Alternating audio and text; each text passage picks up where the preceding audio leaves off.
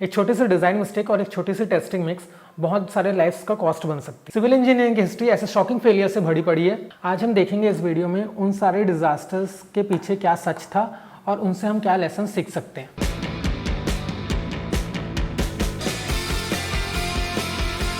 तो अपन सबसे पहले बात करेंगे मोरबी ब्रिज की, जो 2022 में कोलैप्स हुआ था गुजरात में। मोरबी ब्रिज जो था वो 140 साल पुराना है। उसको रेनोवेट किया गया और उसको रीओपन किया गया पब्लिक सर्विस के लिए। लेकिन प्रॉब्लम कहाँ आई, जब अपने स्ट्रक्चर ऑडिट किया और उसकी लोड टेस्टिंग की तो उसको प्रॉपरली नहीं की गई। उस दिन हंड्रेड्स ऑफ लोग एक साथ ब्रिज पर चढ़ गए, जो ब्रिज की कैपेसिटी से काफ़ी ज़्यादा था, जिसकी वजह से ब्रिज क्रैप्स कर गया। केबल्स और जॉइंट्स जो थे वो पहले से ही कोरोडेड थे और जैसे ही क्राउड ने थोड़ा सा भी मूवमेंट किया तो ब्रिज कोलैप्स कर गया। इस इंसिडेंट से हमको ये सबक मिलता है कि सबसे पहले जो भी ओल्ड इंफ्रास्ट्रक्चर है, अगर उसको अपने रेनोवेट किए तो उसके इंस्पेक्शन अच्छे से होनी चाहिए और उसकी मॉनिटरिंग प्रॉपरली होनी चाहिए।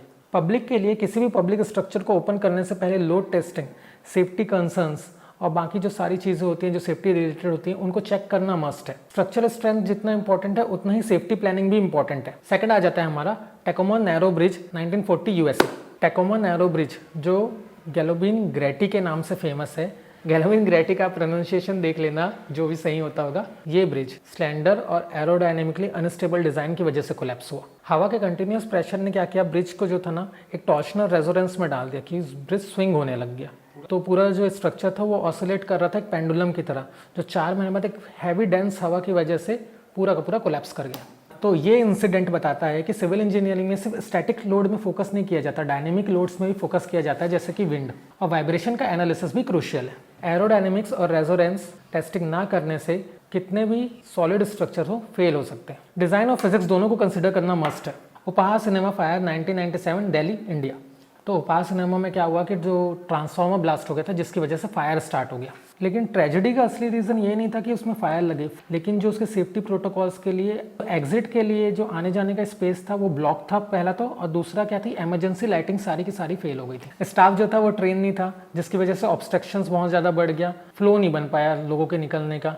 इसकी वजह से लोगों में पैनिक जनरेट हो गया और पैनिक जनरेट होने की वजह से लोग वहीं फंसने लगे, जिसकी वजह से लोगों को क्या हुआ, बर्न होने लगे फायर की वजह से, जिसकी वजह से बहुत सारे लोगों की जान चली गई। लेसन ये है कि पब्लिक सेफ्टी जो बिल्डिंग्स होती है उसमें अपन किसी भी तरीके से फायर सेफ्टी को इग्नोर नहीं कर सकते। Even small negligence like exit block हो जाना, लाइट्स का टाइम पे नहीं जलना, फायर एक्सटिंग्विशर का समय पे यूज़ ना कर पाना, ये सारी चीज़ें भी दिक्कत क्रिएट कर सकती है। सेफ्टी प्लानिंग बहुत ज़रूरी है, ये डिज़ाइन के इंटीग्रल पार्ट में जुड़ी रहनी चाहिए, साथ साथ इसका प्रॉपर ड्रिल भी होना चाहिए। जेनोवा मोरेंडी ब्रिज 2018 इटली के जेनेवा सिटी में मोरेंडी ब्रिज कोलैप्स हुआ।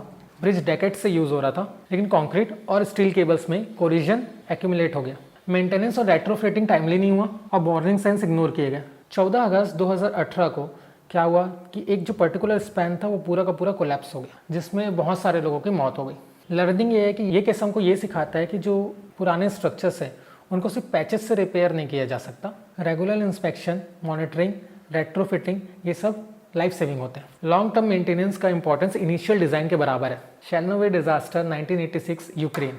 शेरनोबिल न्यूक्लियर प्लांट का एक्सीडेंट एक कॉम्बिनेशन था, reactor design flow, human error plus safety protocol violation. Operators ने इमरजेंसी शटडाउन डिसेबल कर दिया और आरबीएम के रिएक्टर जो था वो लो पावर अनस्टेबल स्टेट में था। चेन रिएक्शन जो था वो कंट्रोल से बाहर हो गया।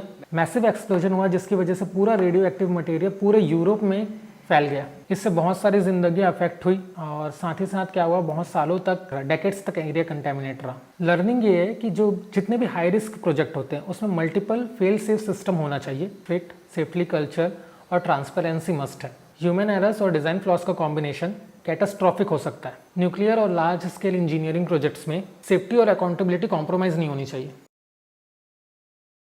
इन सब केसेस में एक बात क्लियर होती है, इंजीनियरिंग से डिज़ाइन और कंस्ट्रक्शन तक लिमिटेड नहीं है, बल्कि सेफ्टी उसका कोर है। चाहे ब्रिज हो, बिल्डिंग हो या पावर प्लांट हो, हर स्टेज पर सेफ्टी प्रोटोकॉल, रेगुलर इंस्पेक्शन और मेंटेनेंस को टॉप प्रायोरिटी देना जरूरी है, क्योंकि एक स्ट्रक्चर की असली स्ट्रेंथ उसकी ड्यूरेबिलिटी और सेफ्टी कल्चर से ही मेजर होती है। और अगर हम सेफ्टी को इग्नोर करते हैं तो इंजीनियरिंग का पर्पस फेल हो जाता है। Thanks for watching this video.